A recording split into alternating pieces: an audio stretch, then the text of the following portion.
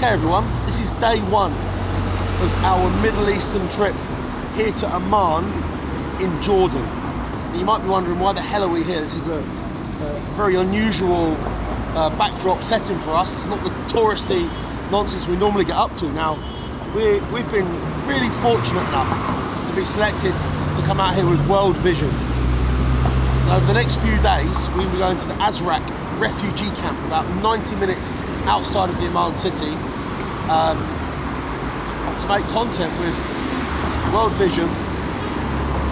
Some of the refugees will be cooking, shopping, shining a light on what's going on there.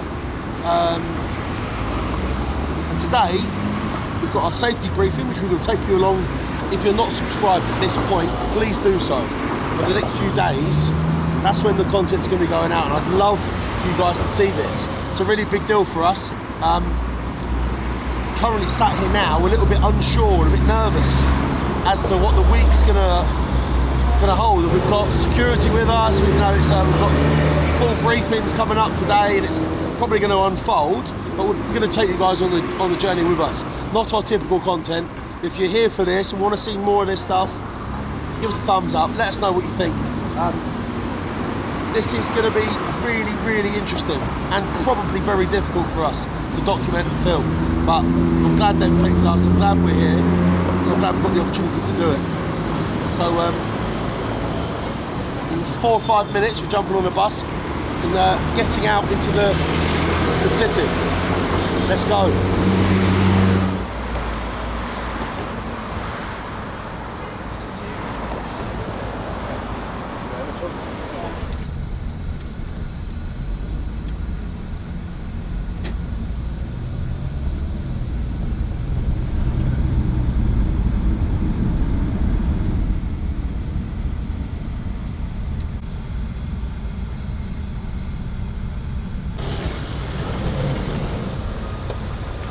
Said it would be 10 minutes. How long was that? 2 minutes? We could have walked that. Maybe three at the most. Wow. World Vision. We're at the offices now. So like I said before, it's something like a safety briefing, Dan, isn't it? Sort of an outline of the week. I believe so. What we can do, what we can't do, what to expect, what we can maybe. Wear. Yeah. Really, really exciting stuff. But, like, I actually feel like it's a privilege to be able to document this and try and cover it in our own little style. So, yeah. Give us a thumbs up, please.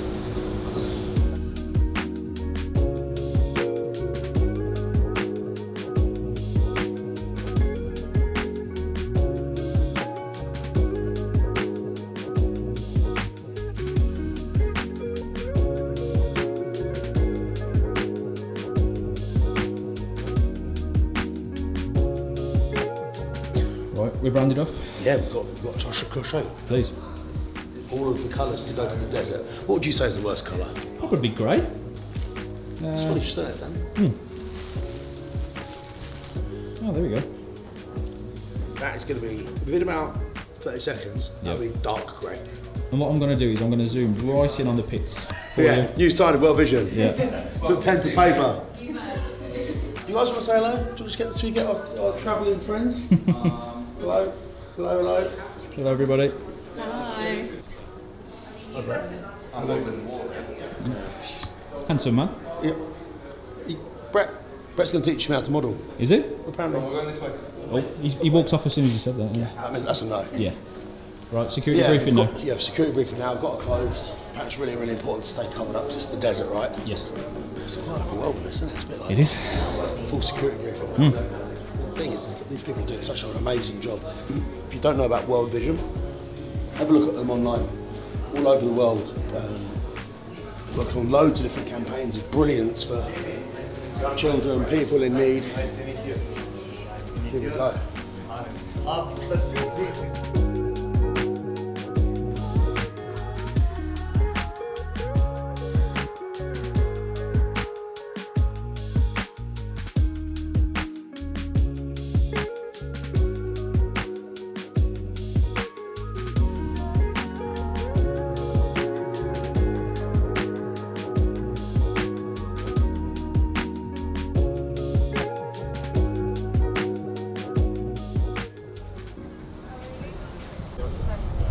Right, so safety briefing done. That's pretty intense, bro. It was very in-depth, very informative. A lot of do's, a lot of don'ts. A lot of scary stuff, actually. Yeah. These people are in pain.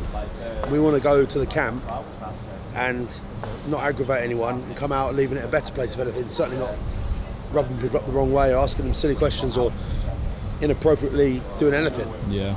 It's not the motive. It's not why we're here. So we listened carefully to that.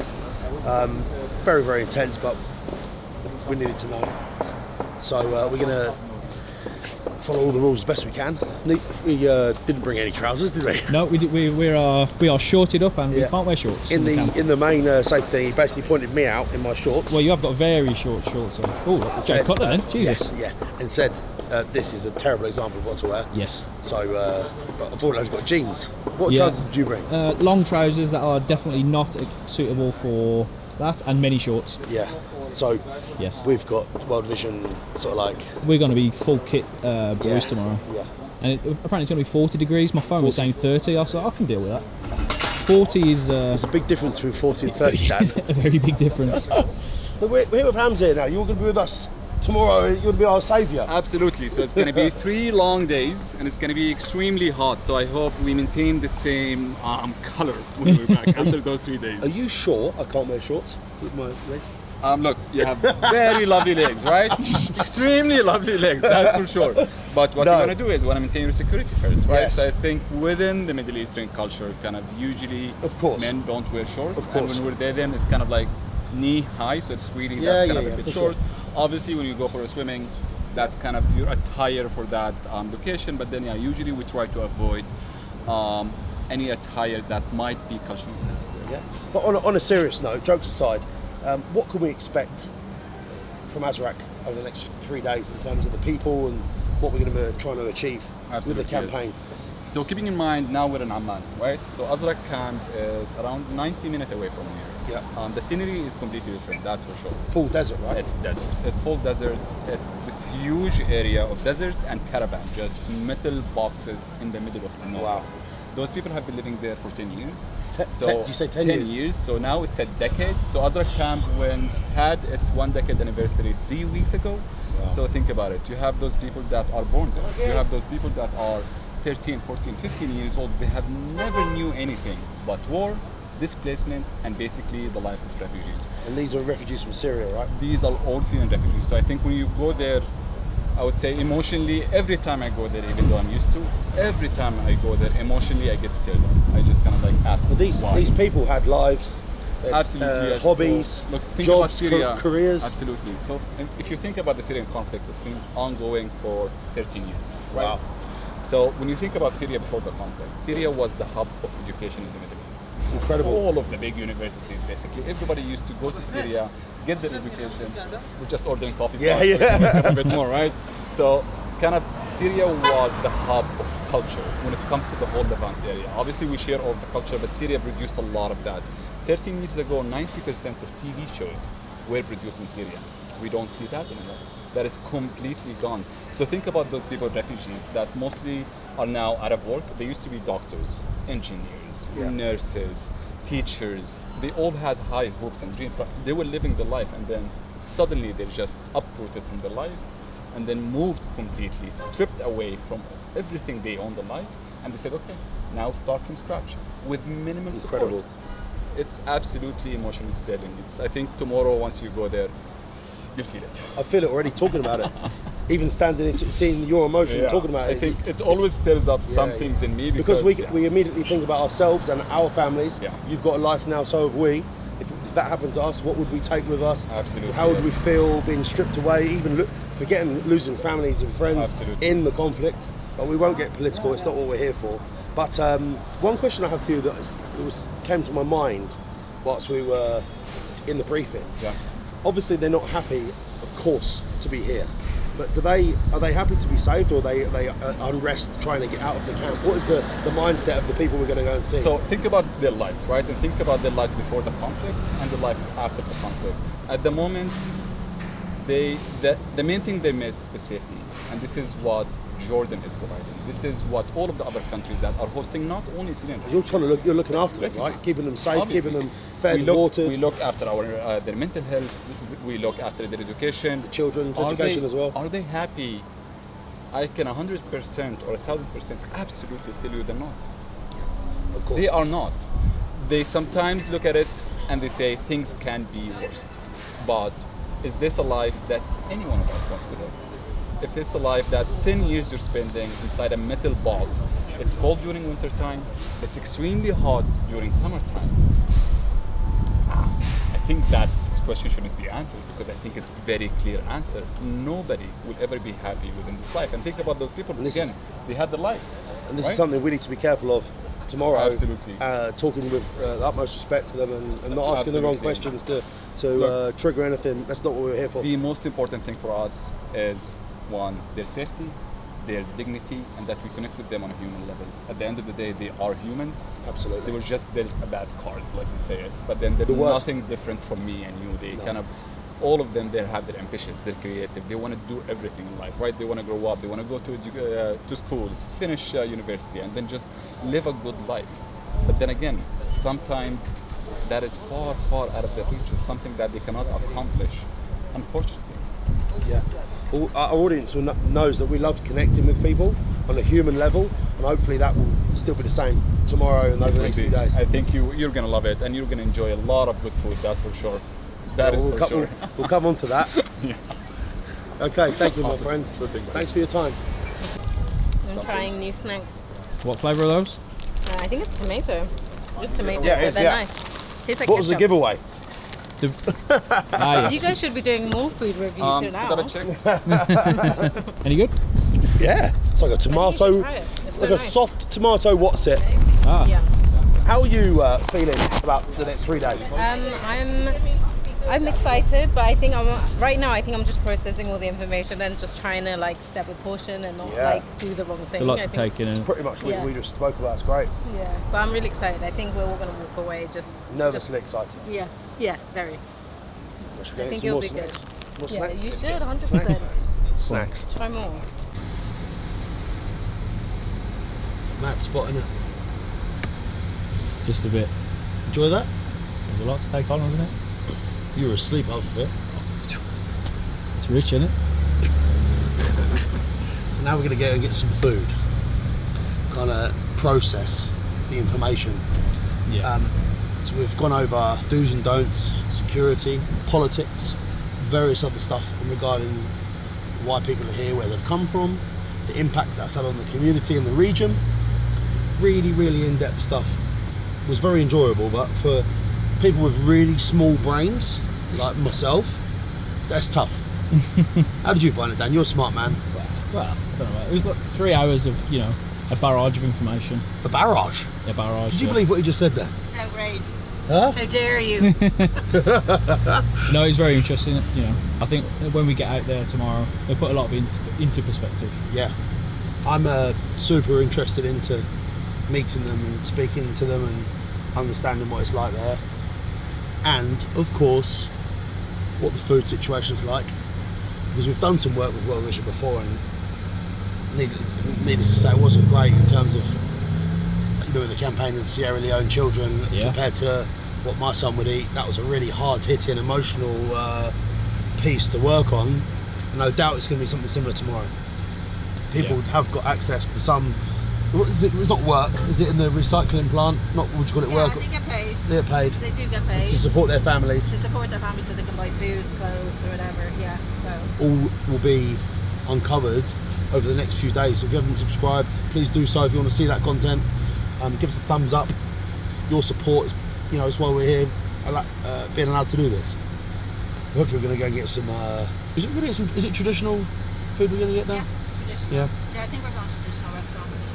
So hummus. Yeah. Shawarma. Yeah, all the good stuff. It's really good. There we go.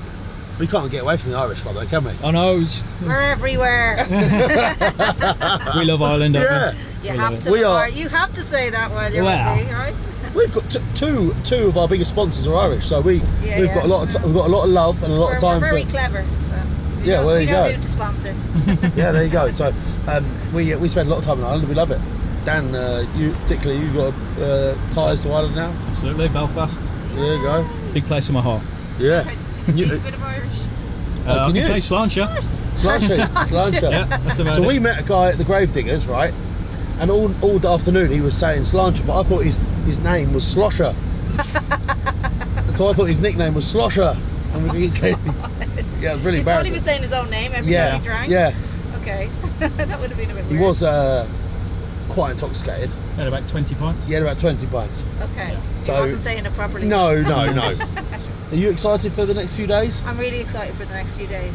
This is my second time in Nazareth refugee camp. And what you're going to meet are the most amazing, resilient, powerful people. They have been through hell and back. They had normal lives like you and me. They had beautiful homes. They had careers. They were doctors, lawyers, nurses, police, everything. And war came and took all of that from them. And they had to flee, many of them just with the clothes on their back.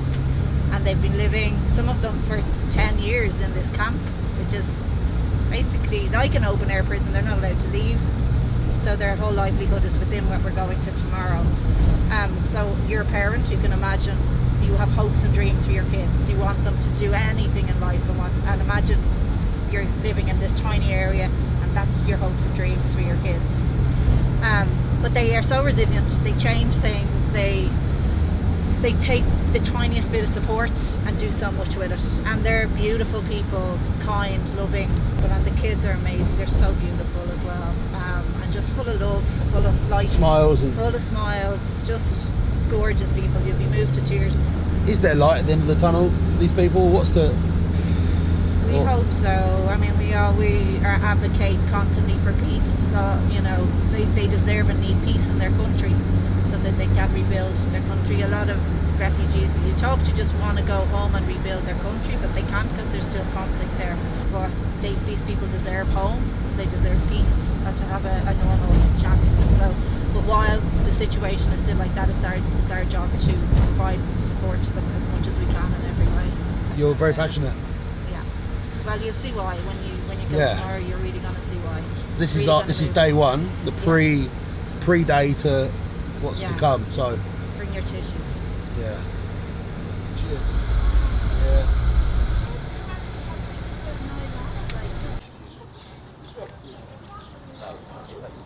We've made it to our traditional. How are you getting on?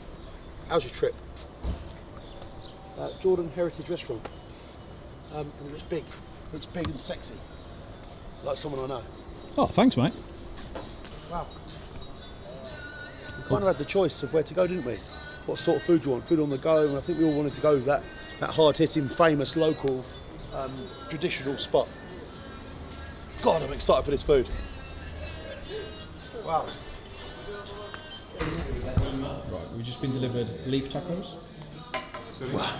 this will not Yeah, I think from it's- Ajroon. Wow. We'll see how this goes. I'm gonna go wash my hands. And this, Oh, the plate's... Did you see that? No. Oh, the plate's small. Right. So we're going like this. You know exactly what I'm going to do now, don't you? Do you know what's coming? I know what's going Do you know on. what's coming? Yeah. Can't take you anywhere. Huh? What?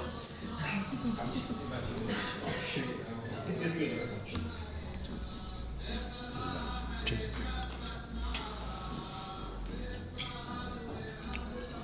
That is amazing.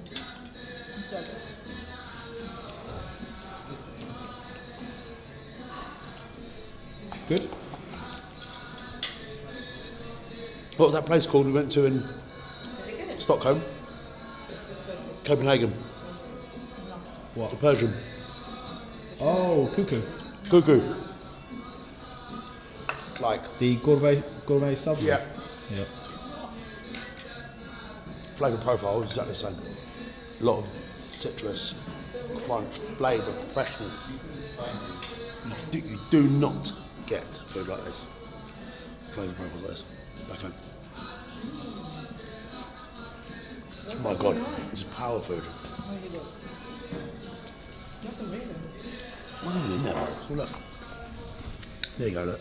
You've got loads of vinegar, that acidity, chopped leaves, cucumber, onion, tomato, there's lemon juice on top. Bit of everything. Get stuck in, bro. Right, how's the bread? Well, Is there hummus here? I think we're probably supposed to wait for something else to come out, but I've just wanted to bear back it and just have it hot. Great. These guys do this stuff really well. Now, my main, the yogurt lamb baked into this yogurt. Last time I had it was sensational. The yogurt breaks down the meat. Really excited to see how these guys stack up to one I had in Dubai. When I went to Dubai, it was called Al Ustad. Really famous spot. And that was the only dish they sold for 30 years, and that was their staple. So I'm excited to try it again. Turned upside down. How are your knees, by the way? That was tough. Getting very old now, very old. I'm trying to do nice detail shots here, mate. Sorry. I couldn't help myself. I'm sorry. Working with a child. Yeah, sorry. At least I own it, bruv. Do you know what I'm saying? Oh, absolutely, yeah, absolutely. Like, no, we've got something. This is a soup. Amir, I think you need to stay away from this. So this has various names. So we call this basically the ear of cat. Because it's shaped like Like a cat's ear. like a cat. I'm a big cat lover. Yeah, I am, yes. Just try it. Okay. So basically it's filled with meat and then dumped in yogurt and cooked with yogurt, right? But it has meat in it. And then here you have mutabbal, but usually, most probably you know it as baba ghanoush. But baba ghanoush is usually made with eggplant. This is made with zucchini, not eggplant. So it's kind of like a different take on this. And obviously this is kind of another take on samosa, sambusa, and here it's called khalva. So basically it's just a certain type of dough with a certain white cheese that is filled with it. Wow. By the time of May. That's how much it's all. Looks crazy. I wouldn't know how to start describing food to people. Like, I don't think I can taste certain things. Just, here we go. So, Dan, are you going to be okay with eating my cat's ear? Please, yeah. You sure? As long as Sorry, it's not, mate. as long as it's not my cat's ear, you're alright. You're a horrible man. All right, let's have the cat's ear. This should be cooked in yogurt, so it should be delicious. How's it? What meat is that? Hopefully not cat. If you pin me down to like we're gonna kill you if you kill us, I can't tell you what that is. What meat is the cat's ear? It actually tastes like an actual cat's ear. I'm worried now. Not for everybody. What meat is that? Sorry. I don't know if I want to. Usually it should be lamb. So when we stuff things in the Middle East, it's usually lamb. Yeah, it's just we have more goats than cows, basically. It's delicious. So interesting. Is that the samosa? There we go. You're a natural. Cheese samosa. Nice, like sort of Yeah. pivot left to right. That was great. Very good. Couldn't tell you what meat that was. No. A bit chewy. Kind of like more like a light pork scratching. No, it's like it's been cooked under really high heat, so the fat is there'd be no describing expanded that. Yeah. and gone crispy, but it's kind of deadened off by the soup. It's delicious though. Soup, incredible. Soup, the sauce, the white sauce, whatever you want to call it. Delicious. So this is the Yeah. babadoo. Last time I had this was in LA, wasn't The pomegranate. it? In sandwiches. With it. It's quite little drop in the Kind of sour, very light, delicious. Not my favourite. The pomegranate's nice with it. Because it sweetens it up. Yeah. Let's try a bit of that. How was the cheese? Really different. But it's nice. You should try it. I have half. The small half. There we go, look. Is it the same cheese as on the salad? No. Different cheese. Yeah. Not as So strong at all. this one is usually kept in salt for about 6 months. Brine water for 6 months. then it's removed, dried, then you add a lot of salt on it. You leave it to dry for another kind of like 3 to 4 days in the sun.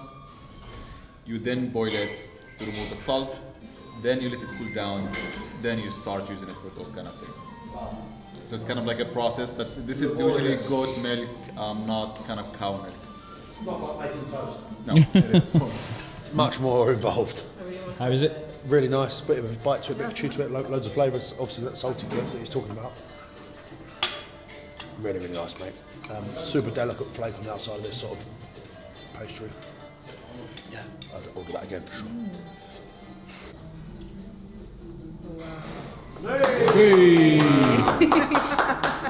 Thank you. It's like a pot risotto. That is huge, isn't it? Lovely. That's a lot of food. Yeah. Right, you have your I main guess we now? can take it back. Yeah, well let's look. First up, look. Beautiful rice, bro. Oh, steaming, look. There we go. Delicious. Right, in here is my... Okay. Oh, wow.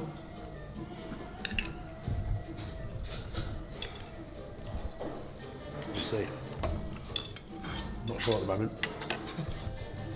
Initial vibe?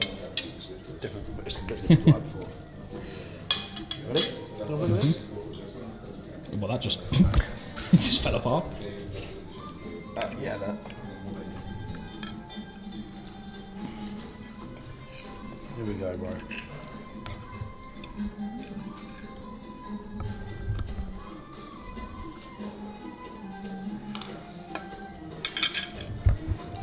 Fabulous.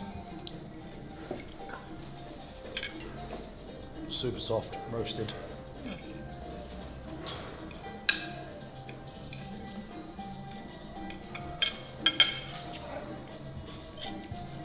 Really, really great. Spread that up, get some more rice, a bit of just sauce. We're off to the rest of this.